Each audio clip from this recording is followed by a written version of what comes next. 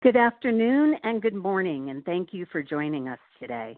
Welcome to NCSL's fourth in a series of webinars on the state and federal response to COVID-19 pandemic. Today's webinar focuses on the state and federal response related to workforce and labor issues. My name is Laura Tobler, and I will be moderating the webinar today. I'm the director of NCSL's State Policy Research Division, and I'm very glad that you've joined us. The spread of the coronavirus continues to be a top concern for Americans, federal, state, and local governments, as you well know. Policymakers and the folks working with them are taking extra steps to respond to and anticipate impacts of the virus. NCSL is committed to providing our members with timely responses to state research requests and the essential knowledge needed to guide state action. Please contact us if you have questions and you need assistance with research. This webinar is intended to highlight federal and state action in response to the coronavirus, as well as provide you with resources as you navigate this ever-changing and unprecedented situation. Today's webinar is a platform for information exchange and engagement, and we hope that it answers your questions that you may have about the federal and state responses to COVID-19 related to workforce and labor issues. Speaking of questions, please use the chat box in the lower left-hand corner of your screen to submit yours to our presenters. We encourage you to type in your questions and answers, if you have them, throughout the presentation. Many of you will want to download the slides for today's webinar. You can find a PDF version of the slides by opening the tab labeled Resources. The tabs are found just above the presentation window. Another tab is labeled Speaker, where you can read the bios of today's speakers. You can access these tabs at any time during the presentation. If you have trouble downloading the presentation or the speaker bios, please email me at laura.tobler@ncsl.org, and I will send you the deck of slides and the bios. Today's webinar is being recorded and will be available on NCSL's website within the week. The National Conference of State Legislatures, for those of you who are new to us, is the bipartisan organization that serves the legislators and legislative staff of the states, commonwealths, and territories. NCSL has created and maintains a web page to house our comprehensive resources on the state and federal response to COVID-19. Here you can find archives of previous webinars. You can sign up for future webinars. You can find information on state policies and response related to continuity of government, education, fiscal, elections, public health, criminal justice, and other important considerations. Today we have 4 presenters who will share their expertise with us. Remember to click on the speaker tab to read their bios. 3 NCSL staff join us today: John Jukery, Zach Herman, and Jackson Brainerd. Michelle Evermore from the National Employment Law Project also will join us. On deck first is John Jukery, Federal Affairs Counsel, Labor and Economic Development for NCSL's State Federal Affairs Division in our DC office. He will provide an update on the COVID-19 federal labor relief provisions. Take it away, John. Well, thank you, Laura, and good afternoon and good morning to everybody joining us. Yes, really thank you all for taking time to be part of this continued conversation and navigation, rather, of the current situation we find ourselves in right now. As Laura mentioned, I'm going to focus in on some of the labor provisions around the last 2 stimulus bills that were effectively rushed through Congress at a staggering rate for them and signed into law by the president. On Wednesday, March 18th, the president signed the Families First Coronavirus Response Act. The measure includes provisions regarding both paid sick leave and paid family medical leave assistance, FMLA, along with unemployment insurance expansion of programs to individuals impacted by the coronavirus. The bill makes a paid sick leave program mandatory for businesses with fewer than 500 employees, along with legislatures, state governments, and local governments alike, will now be obligated to have a mandatory paid sick leave program along with paid FMLA from this legislation. Furthermore, the Secretary of the Department of Labor is permitted to issue regulations exempting businesses with fewer than 50 employees from the paid leave requirements. And that's something we can come back to a little bit later, but the mandate is essentially optional for businesses with over 500 employees. Full-time employees will now receive 80 hours of sick leave under the new emergency leave program, and part-time workers would be granted time off that is equivalent to their scheduled or normal work hours. Importantly, employers under the law are prohibited from having to require a worker to find replacement coverage for their hours during their time off under these rules, and employers are also now prohibited from discharging or discriminating against workers for requesting such paid leave. And also an important piece to this legislation that applies to the private sector for, again, employers that have under 500 workers is the pay-for mechanisms for providing the sick leave. Employers will now earn a tax credit. So the measure effectively provides refundable tax credits to employers who cover wages that are paid to employees while they're taking time off under the bill's sick leave and family leave programs. The credits would be against an employer's payroll and retirement tax payments, and the sick leave credit for each employee would be for wages as much as $511 per day while the employee is in quarantine. Or furthermore, employees would be given $200 if they are caring for someone else who's been quarantined, such as a family member, or if their child's school has been closed due to the virus. So important to note here, the government entities, including state and local governments, do not receive the same tax credit that a private sector employer will be given. Again, it only applies to the private sector here. One of the other provisions in there is that I want to come back to actually is this is probably the most frequent question we've been fielding right now. Obviously, our members are state legislators and legislative staff, and again, this does mandate. It's federally unmandated now that FMLA will apply to states, as far as we can tell. So that's the biggest question we are getting right now. And again, previously states had been exempt from this through the Fair Labor Standards Act, and the new law does temporarily make changes to that previous exemption. So it goes into effect tomorrow, and it will last until January 1st of 2021. So if there are specific follow-up questions along those lines, please let us know. We're trying to field these questions as best we can in as quick a time as possible. But obviously, these are major changes to our system right now, and they, as of now, are only temporary. So I want to focus in on some of the other frequently asked questions that we're getting. One of which has been why, as far as the private sector is concerned, why is there a 500 employee threshold here?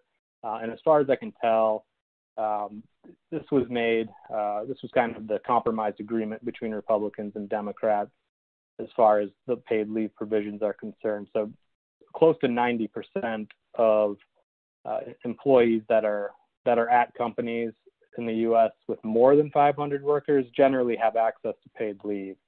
So this provision was put in there because folks are more likely to not have paid leave if they're working for someone with under 500. So that's kind of the background history of it. Within the legislation, it also is mandatory providing private sector employers with FMLA. Private sector employers with 500 or less workers, again, that's the threshold for FMLA, in addition to the paid sick leave provisions.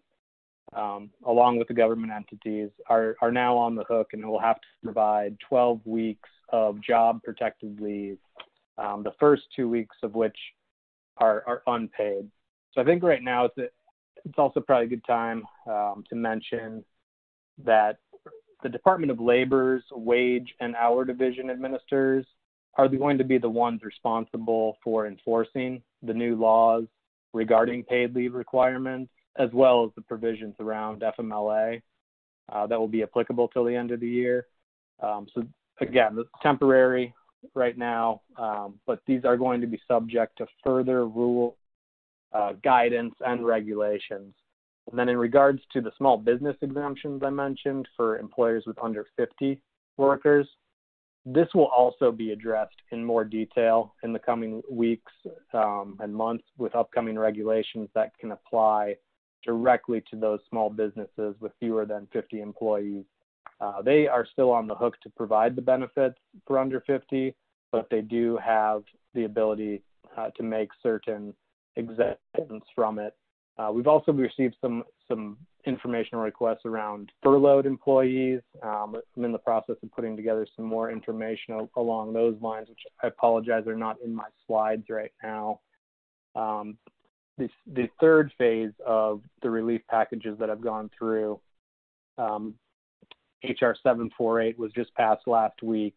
This is the Coronavirus Aid, Relief, and Economic Security Act, or the CARES Act, if you will. So there are a number of labor provisions in here as well, a lot of which are making major fundamental changes to unemployment insurance. And we're very thankful to have Michelle from the National Employment Law Project with us joining us today to do a bit of a deeper dive on UI. We are getting a number of requests around this issue as well, as there's a federal unemployment compensation program being created from this that will have more guidance and rules on forthcoming. So very thankful to have Michelle. She's already answered a number of my questions that I've had regarding it.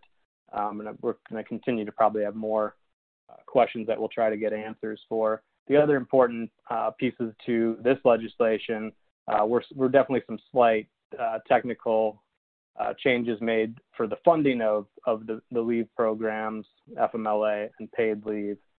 There was also a lot of spirited debate on both the Senate and House side to get these changes put through, and effectively a compromise made between Republicans and Democrats here.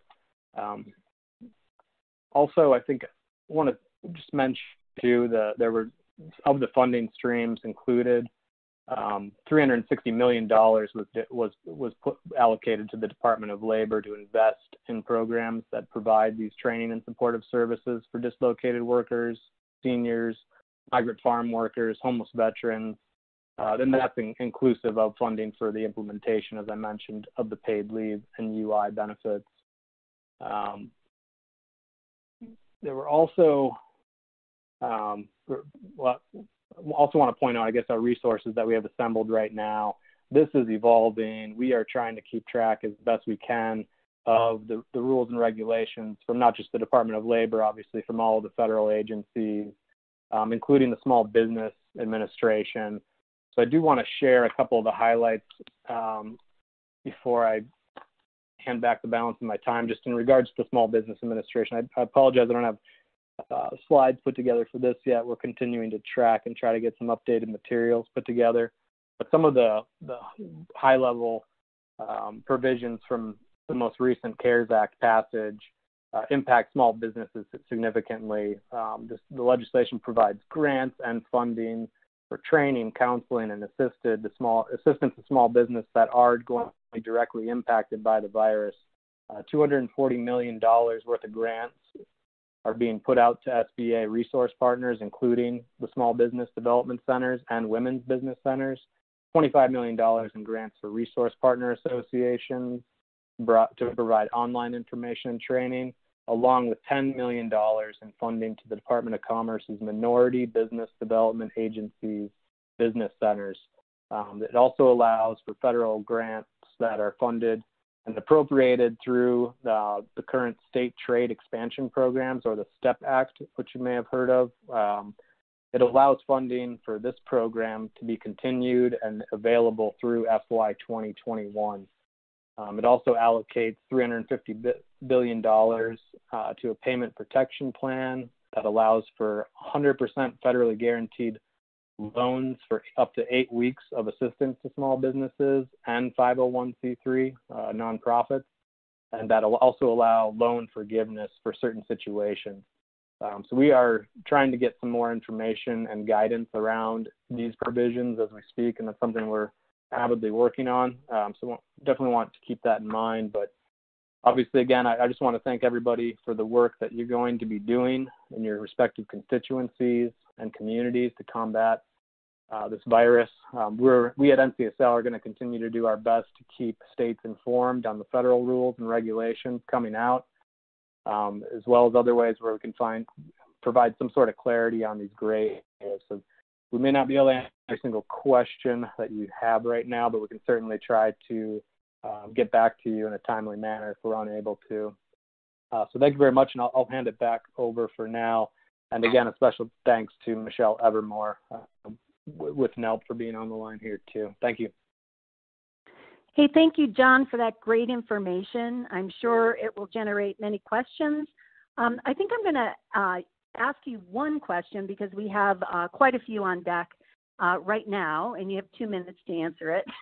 Can you explain the April 1st deadline, and this question comes from Ann Lynch, for the FFCRA eligibility for emergency paid sick leave?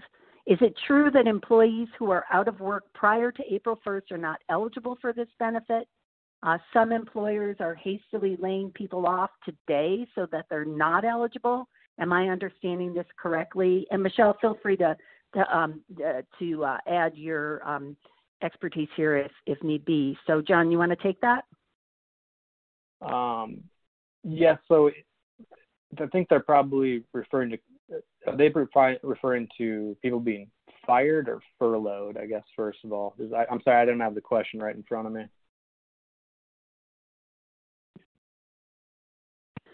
Anne, can you clarify that, please? So we'll go to that question at the end during the Q&A. And then, John, if you could just kind of look through the audience chat questions. So there may be some that we can answer during the presentations, and then there may be some that we'll do when we get to the end. So I'm going to go ahead and introduce our next presenter, who is Michelle Evermore, a senior policy analyst with the National Employment Law Project. She will present the unemployment insurance provisions of the COVID-19 stimulus package, and we're very pleased that she was able to join us today. I'm going to turn it over to you, Michelle. Hi, thank you so much for having me on. This is a wonderful opportunity to get information to people quickly. So there were unemployment insurance provisions in both the Stimulus 2 and Stimulus 3 bill I want to talk about very quickly. Before I get to the Stimulus 2 bill with the pandemic unemployment assistance, I'm just going to cover really quickly the fact that there was $1 billion that was passed in the second package just for administration, for states to administer benefits. The first $500 million just flows. The second $500 million is tied to at least a 10% increase in claims, and states should waive work search requirements, experience rating requirements, so that's the taxes that employers pay to employees, and then and also waiting weeks in order to receive the second the second bit of the first $1 billion. So that's pretty all self-explanatory. The most recent stimulus package had 3 separate pandemic unemployment provisions that people are confusing. So hopefully we can clear that up. The first pot of money, the first provision is pandemic unemployment assistance. And it should look very familiar to you if you've worked with unemployment assistance before. This is modeled after disaster unemployment assistance. So this is fully federally funded for 39 weeks. There's a much broader definition of who qualifies. So people will qualify if they or someone in their household have been diagnosed with COVID-19 and they have caregiving responsibilities, or they're self-quarantined, or they were scheduled to start a job but cannot because of the outbreak. They've had a breadwinner die as a result of COVID-19. They've had to quit their job as a direct result of COVID-19, or their place of employment is closed as a result of COVID-19. Or if they don't qualify for any other reason for regular unemployment insurance. Pandemic unemployment assistance will come in to fill the hole left by unemployment assistance. So this would cover self-employed workers, independent contractors, gig economy workers in states that they're not already covered in. The second provision, the second program is Pandemic Emergency Unemployment Compensation. This looks just like every other extension that tends to be passed during a recession. So it's just 13 additional weeks of benefits. The thing that's different about this, as opposed to traditional extensions, is it's not 50% of current duration. So states that currently offer less than 26 weeks of benefits will still get a 13-week extension. This is fully federally funded as well. But it is important to remember, for those states with less than 26 weeks of duration, which is 7 states now, traditional extended benefits, when the unemployment rate triggers them, will only be 50% of duration and won't be the full 13 weeks unless legislatively changed. There's another provision called short time compensation, and I feel like, yes, I skipped a slide accidentally. The third pandemic provision is pandemic unemployment compensation. That's the extra $600 per week that you've heard about. This will apply on top of regular unemployment insurance or the pandemic unemployment assistance that has been authorized now. This $600 a week is fully federally funded. It applies to regular UI, extended UI, anybody who's getting an unemployment check, and it expires July 31st, 2020. And then there are expansions to short-time compensation, or what you might know of as work sharing, which 27 states and the District of Columbia have a provision in place. Now, this is a tool for employers. If an employer wishes to reduce workforce by 20 or 50%, rather than laying off 20 or 50% of workers, they can reduce hours by 20 or 50%, and then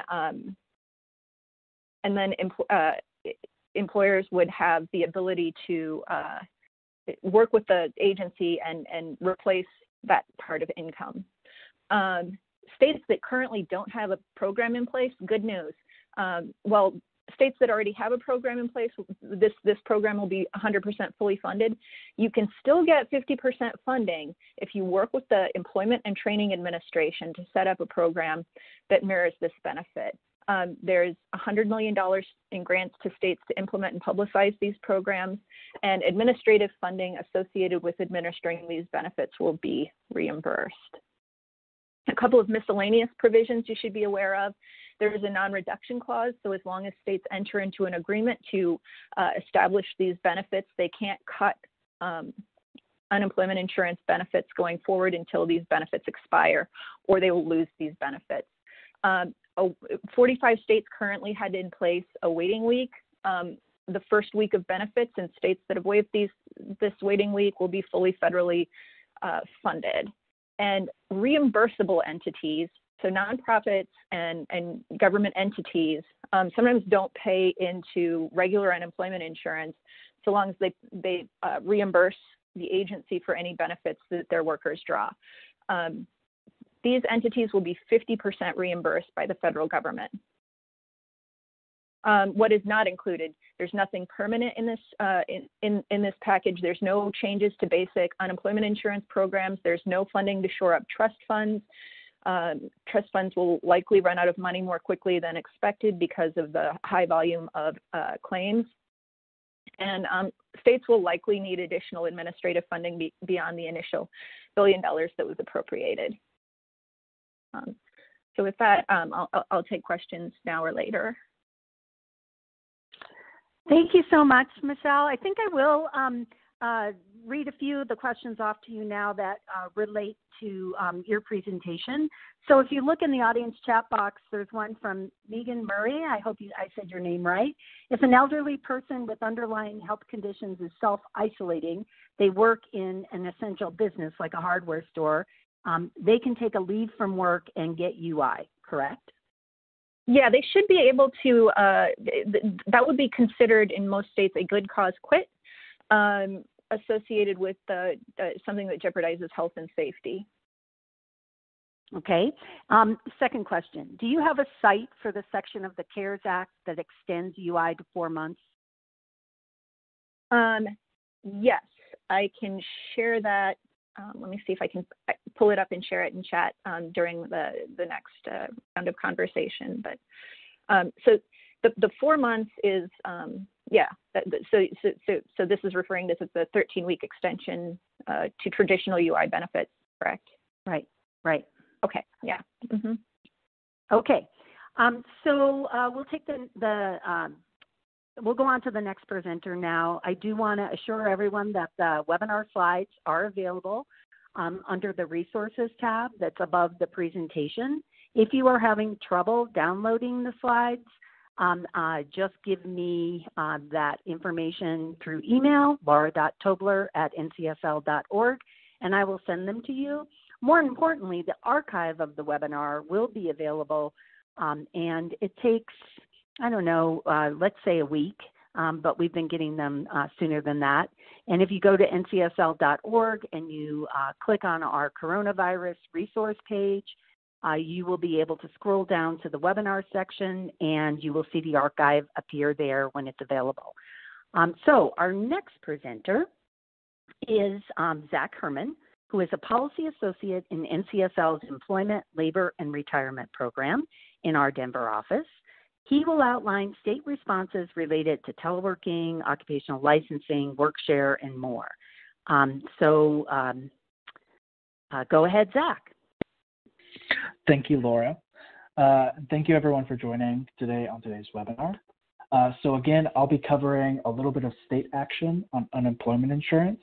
I'll be reviewing occupational licensing in states of emergency, and then doing a little bit of a deeper dive on workshare or short-time compensation. So on March 12th, the Department of Labor issued its first set of guidances on unemployment insurance for states. They outlined a couple of specific things that they're advising states to do in response to the pandemic.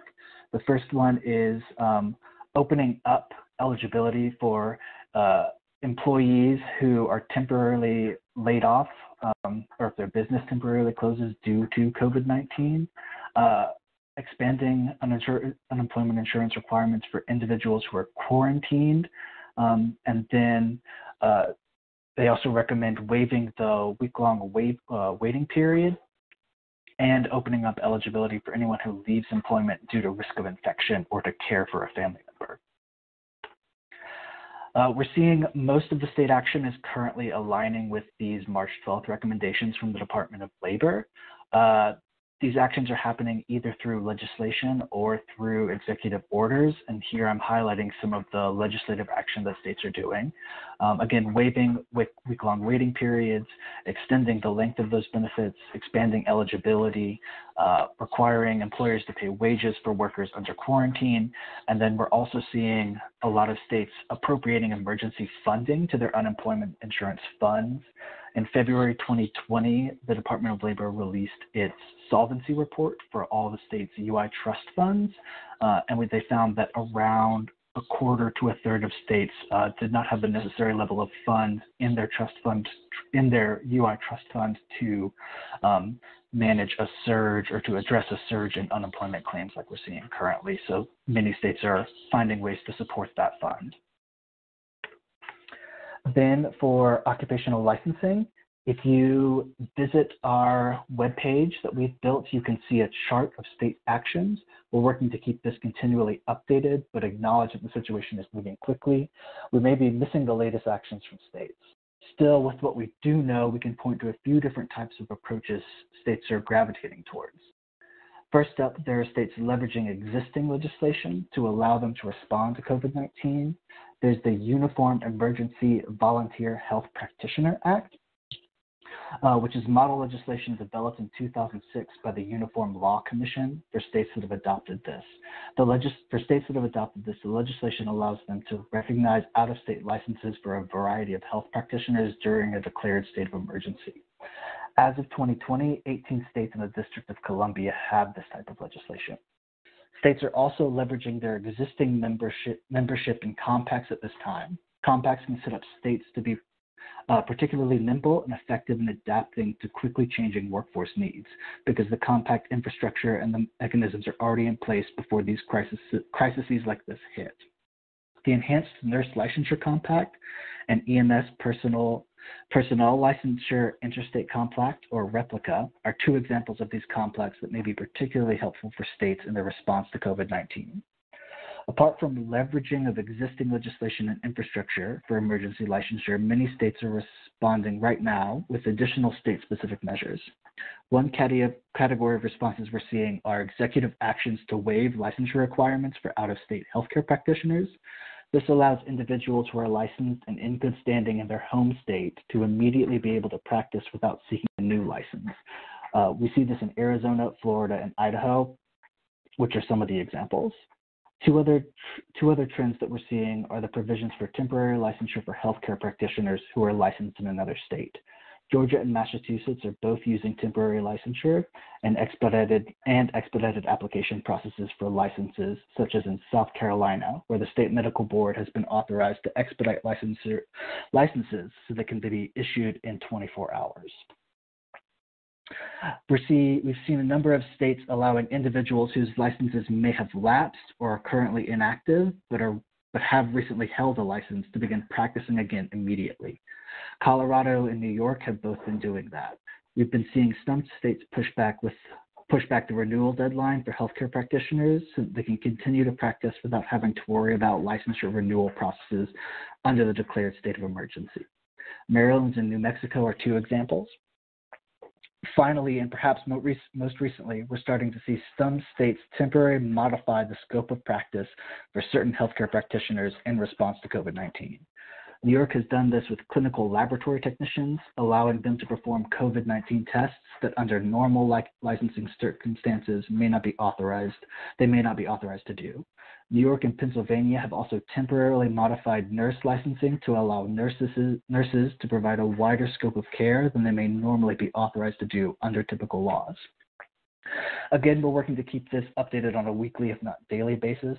States continue to respond to COVID-19 through their licensing policies. Finally, I wanted to touch on work-share or shirt time compensation. Work-share allows businesses to reduce the hours of their employees instead of laying them off during economic downturns. The way work-share works in its most basic sense is that a business or firm applies for work-share and then is approved by their state's Department of Labor. The employer then reduces work weeks by at least 10% in most states, and there's usually a maximum of about 60% reduction in hours. And then those employees are paid a pro rata portion of the unemployment compensation that they would otherwise get if they were laid off. Currently, we know of about 28 states that already have existing work-share programs. And then, as Michelle said, states that adopt them with this new federal legislation will have it funded at 50%. All these resources and more can be found on our COVID-19 page, specifically looking at the impact of COVID-19 on employment, labor, and retirement. Thank you, Zach. That was a great presentation, and now's about the time where I remind the audience to submit your questions. But today, you are all just full of questions, and we have so many questions that I don't think we'll get to them all during the Q&A period. But we will promise to send out an update to everyone who is logged into the webinar today with answers to the questions as best we can. I am going to continue with the presentations so then we can devote more time at the end to get to these questions, and it does give our speakers more time to review the questions so that they're prepared to answer them. Our next presenter is Jackson Brainerd. He's a Senior Policy Specialist in NCSL's fiscal program, and he will discuss paid leave with us. Go ahead, Jackson. All right. Yep. Thank you, Laura, and hello, everyone. Thanks for tuning in. Again, just going to provide a quick rundown of state paid leave laws and how these policies are being geared towards helping workers deal with the economic impacts of the coronavirus. So right off the top, there are a handful of states that already have paid leave laws in place, and they are either allowing those benefits to be used for the purposes they were meant for, or are expanding or combining different paid leave programs to help give workers more financial assistance during this crisis. I'll go over those, but most states don't have paid leave laws, and it hasn't been a major focus of their response thus far. That's partly because states are still formulating their responses, but I think it's also due to the fact that the federal government has already stepped up in this area, and that's taken some of the pressure off states to provide it. And then, when it comes to providing paid family leave or temporary disability insurance programs, those tend to take a while to implement and are tough to make them part of a rapid response if they're not already in place. So moving on, in terms of access to paid sick leave heading into the crisis, about 3/4 of American workers had access to some kind of paid sick leave. Just about 17% or so have access to paid family and medical leave. At the federal level, access to leave is governed by the FMLA, which provides 12 weeks of unpaid job-protected leave to care for a new child or a family member with a serious health condition. Again, those FMLA protections have been expanded as part of the coronavirus response, and we've got a temporary national paid sick leave program that I won't bother reviewing again. I will note, though, that in terms of how the federal law interacts with state paid leave, language in the federal bill specifies that employers may not require an employee to use other forms of paid leave before accessing federal emergency sick leave, and the federal sick leave cannot be taken at the same time as other forms of leave, so it has to be stacked. But as far as what is out there in terms of paid leave requirements in the states, there are 3 common types. You've got paid sick leave, paid family and medical leave insurance benefits, and then a handful of states have temporary disability insurance programs, most of which are the foundation for paid family leave insurance in those states. 12 states and DC have paid sick leave. In all those states, you can use sick leave to care for your own illness or a sick family member. And in all the states with paid sick leave laws, you are paid at your full regular rate of pay. The rate of leave accrual varies, but most states set a maximum requirement of between 30 to 40 hours paid sick leave per year, so that's 4 to 5 days. Sick leave is an earned benefit, so you accrue it as based on your length of employment, and it is generally not available to recently laid off employees or independent contractors. In all the states with paid sick leave laws, you can use your sick leave if you become sick with COVID-19 or need to care for a family member who gets sick. A number of the states with paid sick leave either included language in their original laws or have since clarified via regulation or executive order that sick leave can also apply to absences caused by government-recommended isolation, or if businesses or schools are shut down due to public health emergencies. In some of the states, though, the purposes for which you can use paid sick leave has not been expanded beyond caring for yourself or a family member who gets sick.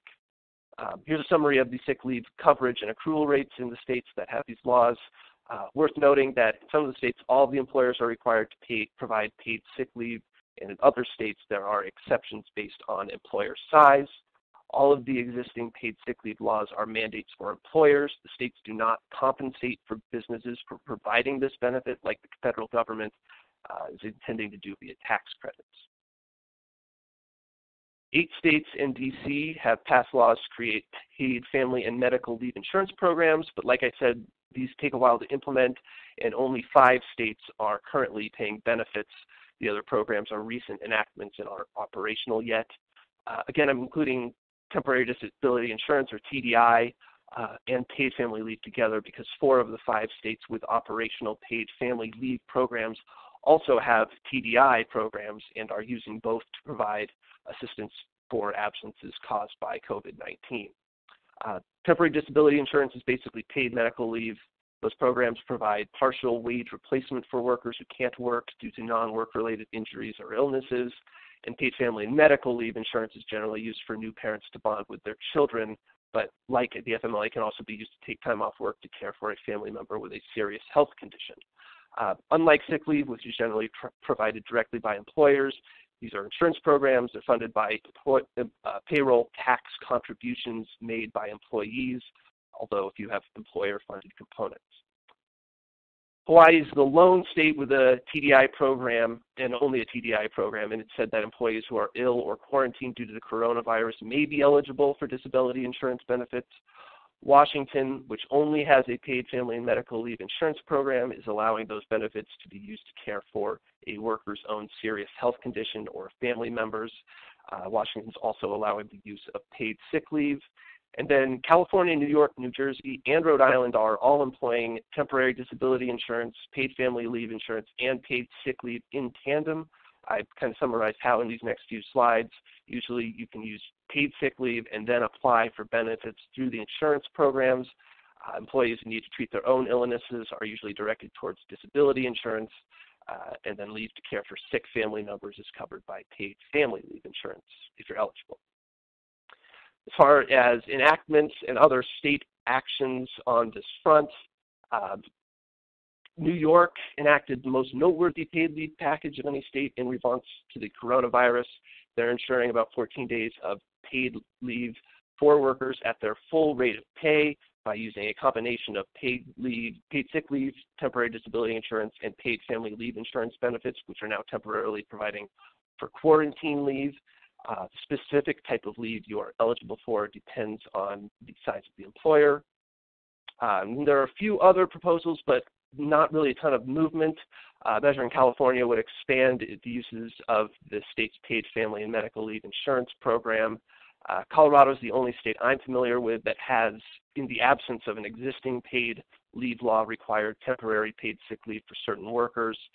Governor Polis signed an executive order that gives employees in select industries 4 days of paid sick leave to get tested for the virus, but it does not provide wage replacement if they are actually sick and need to take time off work. So that's my quick overview. Happy to answer any questions. Thank you, Jackson, for that great information. We're going to wrap up the webinar with the Q&A session, and there are far more questions that we're going to be able to answer, and we will promise to do the best we can to share the answers to most of the questions with all of you after the webinar concludes. I also want to remind everyone that an archive of the webinar will be available within the week, and you can access it by going to ncsl.org, clicking on the coronavirus resource page, scrolling down to webinars, and then scrolling down to the Workforce and Labor webinar, and the archive will be right next to that.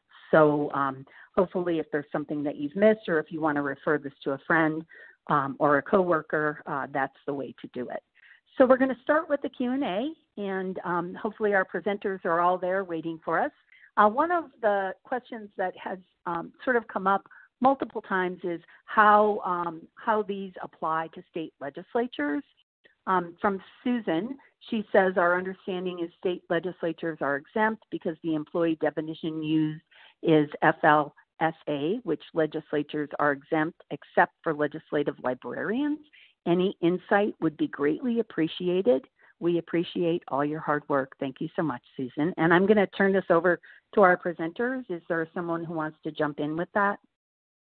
Hello, this is John Jukery, and I would be happy to follow up on some further written information where I can cite the specific lines in the bill language for clarification. This is the most frequent question I had referred to in my presentation, but the way that HR 6201 is written, it successfully makes changes to the Fair Labor Standards Act, and so it's being interpreted that both paid sick leave and paid FMLA does now apply to state legislators and legislative staff. So let me say that again. It does apply because think of it as an alternative universe that we're going to be living in between tomorrow and December 31st. FLSA, as it was previously understood, is not applicable in the same way until January 1st of 2021. So again, I'd be happy to cite the changes as I've seen them and shared with many folks already in a follow-up email, if that works better. I'm just obviously working from a laptop and having to go back and forth between several documents right now with this language. But the term public agency, which again applies to state legislatures here, is effectively changed the way I understand it in HR 6201. Thank you, John. And once again, we're going to try to do our best to get answers to all the questions and share them with the login group today. Another common theme of questions is can we clarify where in the CARES Act it says an additional 13 weeks of compensation versus 39 weeks? Does someone want to take that? Yes, that is very confusing. And so let me sort of walk you through this. So the pandemic unemployment assistance is 39 weeks. Regular UI varies state to state, and that's where the 13 weeks applies. So, for example, say if I work in North Carolina right now and I lost my job, North Carolina has a benefit duration of 12 weeks. So I would get 12 weeks of regular unemployment insurance. Then I would get 13 weeks of additional extended benefits. But I'm still not up to 39 weeks yet. So then I could go on to the pandemic unemployment assistance to get to a full 39 weeks. So for a state with 26 weeks of regular unemployment insurance benefits, people who can receive regular unemployment insurance benefits only get the 26 weeks provided by the state, plus then the 13 weeks of extended benefits, otherwise referred to as PEUC. Thank you, Michelle. So I think that answers your question. They had a question of, will states like Florida that offer 12 weeks of unemployment get less than other states that offer more time, or all payments extended to 39 weeks? And I think, Michelle, you just answered that question. Yeah. Okay. Next question is, this is coming from Katie in Maryland. Have a question about work sharing. Our Department of Labor says it is still waiting for USDOL guidance. When is that coming? Hi, Katie. This is Zach. I'm also waiting on it. They released a lot of guidance on paid sick leave and FMLA, and so I've been checking it twice daily and still haven't really received any updates about when they're going to specifically issue guidance on the work share. I would add to that really quick. Oh, sorry. No, go right ahead, Michelle. So the guidance associated with the $1 billion appropriation for state agencies in the last legislation passed on, I think, a Wednesday, and Employment and Training Administration had guidance out by Saturday. So I would anticipate that they will get guidance out soon. Thank you. Question from Jesselyn. If you are considered an essential employee, but are concerned about being exposed, can you quit your job and still get UI? Michelle, I think that's for you. Yeah, that's a tough one. But you know, the health and safety provisions in the legislation that was passed very quickly lead me to believe that a healthcare worker reasonably fearing for their safety may be able to leave their job and collect benefits. I think that it's probably best to wait until the Employment and Training Administration issues guidance to be able to say for sure how that all would work. Thank you. I think this one is also for you, so don't mute yet. This is from Michael Sylvester. What's the UI status for sole proprietors under Fed UI 3? Are they covered by the gig economy section? They should be. Actually, so the provisions in pandemic unemployment assistance are based on disaster unemployment assistance, which regularly covers anyone who's self-employed or an independent contractor. So all that person would have to prove is what their income was and that they lost it. And the pandemic unemployment assistance should cover a sole proprietor. So I was going to ask Caden's question next, and I'm sorry if I pronounced your name incorrectly. So if the presenters can look at it, are people who were laid off due to states shutting down non-essential businesses prior to HR 6201's enactment date eligible for the paid sick leave?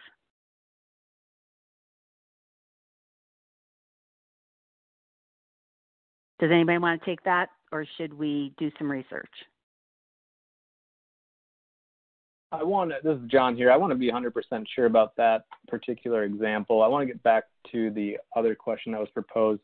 I just want to mention the way I understand it as far as the CARES Act is concerned. I'd mentioned how it includes funding for implementation of the new paid leave laws and the UI benefits. It also allows an employee who was laid off by an employer on March 1st year or later to have access to the paid family medical leave in certain instances if, and I think it's only if, they're rehired by the employer. However, the employee would also have to have worked for that employer at least 30 days prior to being laid off. So with your particular example, I think we would need to do follow-up on that just to be sure. I would also add really quickly that the pandemic unemployment assistance, if the sick leave doesn't cover, pandemic unemployment assistance provision is actually retroactive to January 27th for anybody who lost their job but didn't qualify for unemployment assistance.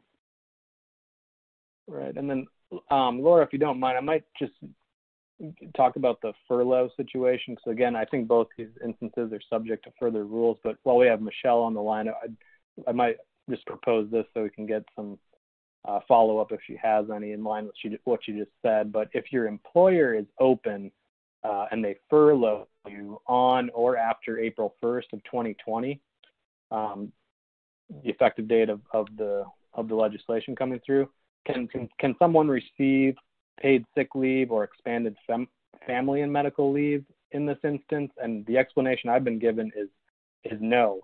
If an employer furloughs you because it does not have enough work or business for you, you are not entitled to then take paid sick leave or the expanded FMLA. However, you may be eligible for unemployment insurance benefits. However, you should be contacting your state workforce agencies and or your state unemployment insurance offices immediately if that's happened to you or you have constituents where that's happening to figure out the specific questions about the eligibility. Michelle, can you expand on that a little bit with respect to the PEUC, the pandemic unemployment compensation? Is that correct to your understanding, what I just said? Yeah. Yes, actually, right as this started, the Employment and Training Administration issued general guidelines about how regular UI would apply for furloughs and people who are quarantined. And it was pretty clear that it doesn't really matter if you call it a furlough, a layoff, a temporary layoff. If you lost work through no fault of your own, that counts as unemployed in general. Obviously, state to state, this could possibly vary, but I imagine they will take the same approach when it comes to how they develop guidance on pandemic unemployment assistance. Thank you. Thanks, John and Michelle. So this is another question that I've seen twice. Can you please verify that the expansion of FMLA applies to an employee who is employed for 30 days prior to using the leave, not 30 days as of March 18th or April 1st.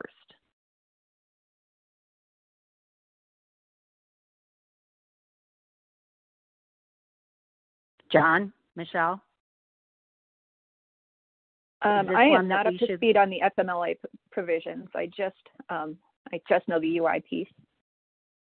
Right, and I think that is correct, but again, I think there's going to be more guidance and regulations about specifics. There's a lot of gray areas here still, so that we need to follow up with. Okay, thank you. Are there any questions that you all, the presenters, have of each other that has come up during the presentations? Because that's something I didn't ask you all to do, is to put your questions out there as well. So think about that. I'm going through the questions. Are there any new federal protections built in to assist teachers or other public employees in states where they have traditionally been ineligible to apply for unemployment compensation? So teacher ineligibility to unemployment compensation is related to reasonable assurance, which is it's a term of art that just applies to educational employees who routinely lose work in May and then are subsequently always reemployed in September. They have reasonable assurance that they're going to be able to go back to work in September. I think that this is a different situation and may not apply for regular UI, but I think that the language in the pandemic unemployment assistance is pretty clear that an educational employee would qualify. I would also add that Kansas affirmatively passed protections for school workers under their UI program since COVID-19 started.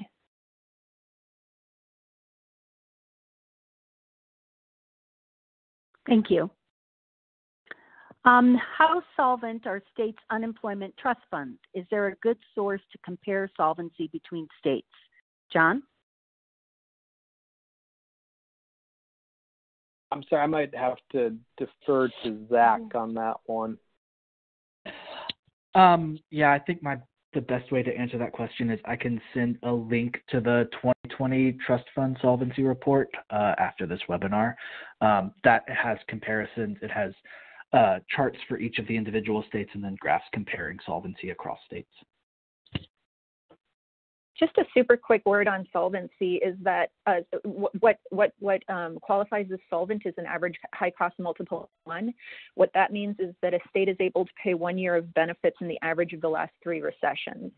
Since the 2 recessions before the previous recession were relatively mild, states that have an average high cost multiple of 1 still may be not necessarily equipped to handle a recession of this magnitude. Thanks, Michelle. I think this next question is for you too, and it's one that I think John nudged you about, and that is if you can talk to us a little bit about undocumented workers and UI. Yes, there are federal prohibitions against undocumented workers receiving unemployment insurance. Workers with work authorizations can receive unemployment insurance, and my colleague Rebecca Smith just published a brief laying all of that out, which I can share with everyone. Terrific. Thank you, Michelle. So we're at the hour, and I want to respect everyone's time. We will do the best we can to get answers to all of your questions. We do have a archive of the audience chat, and we'll send it out to everyone who is registered for, or everyone who's logged in to the webinar today. I want to thank our presenters, and if you're still with us, if you can give them a virtual thumbs up and a hand clap, that would be great. They were just awesome with sharing their time and expertise on today's webinar. In the next week or so, we'll be posting the recording, and the slides are available right above the presenter box for you to download. Thank you all for giving us your time and trusting us to provide you the information on these important topics. So thank you all. Stay well and stay tuned to NCSL's COVID-19 response information on our website. That concludes our webinar.